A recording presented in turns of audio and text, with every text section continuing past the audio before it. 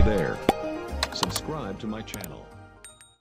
Diawali adegan sebelumnya, alur cerita terpaksa menikahi tuan muda memperlihatkan Anita, kakak dari tuan muda Bimana, sedang mendapat telepon dari pihak kepolisian mengabarkan bahwa anaknya yang bernama Reno mengalami kecelakaan dan telah dibawa ke rumah sakit dan ditangani.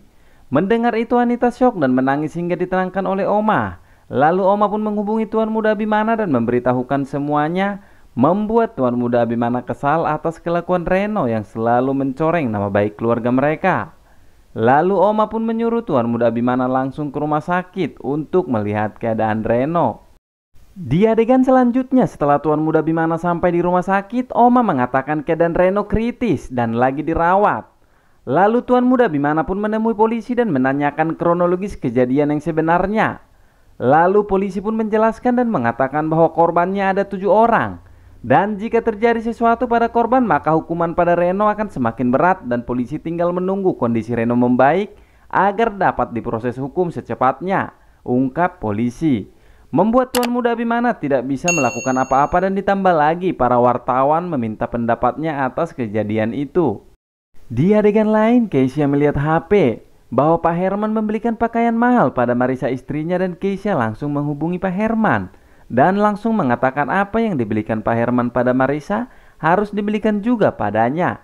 Membuat Pak Herman bingung, tetapi Keisha mengatakan jika tidak membelikannya, Keisha akan mendatanginya ke rumah, bahkan ke kantornya sekalipun. Membuat Pak Herman harus menurutinya dan mengirim uang pada Keisha untuk belanja pakaian. Lalu Keisha pun belanja pakaian yang sama persis seperti Marissa. Dan setelah itu Keisha memposting di sosial media dan Marissa pun melihatnya dan berkata pada Pak Herman, pasti Keisha mendapat uang dari pacarnya, kalau tidak Keisha menjadi simpanan om-om. Mendengar itu Pak Herman gelisah, takut jika Marissa mengetahui hubungannya pada Keisha. Di adegan ini juga memperlihatkan Kinanti menceritakan pada David bahwa Kinanti telah mengetahui bahwa ayahnya Pak Herman telah selingkuh sewaktu ibunya masih hidup. Dan kuat dugaan akibat perselingkuhannya dengan Marissa membuat ibunya menjadi korban keegoisan Marissa agar bisa memiliki Pak Herman seutuhnya. Membuat David merasa kasihan pada Kinanti tetapi tidak bisa berbuat apa-apa kecuali atas suruhan tuan muda Bimana.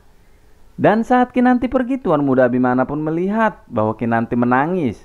Dan David mengatakan bahwa Kinanti telah mengetahui semuanya. Lalu tuan muda menyuruh David untuk mengawasi Kinanti karena takut terjadi apa-apa. Di adegan selanjutnya, Kinanti menghampiri rumah ayahnya yaitu Pak Herman. Saat Kinanti sampai di sana, Kinanti disambut oleh ayahnya dan Kinanti langsung menanyakan apa benar ayahnya selingkuh semasa ibunya masih hidup. Dan mendengar pertanyaan Kinanti, Pak Herman kaget dan mencoba menenangkan Kinanti agar tidak mengungkit masalah itu lagi.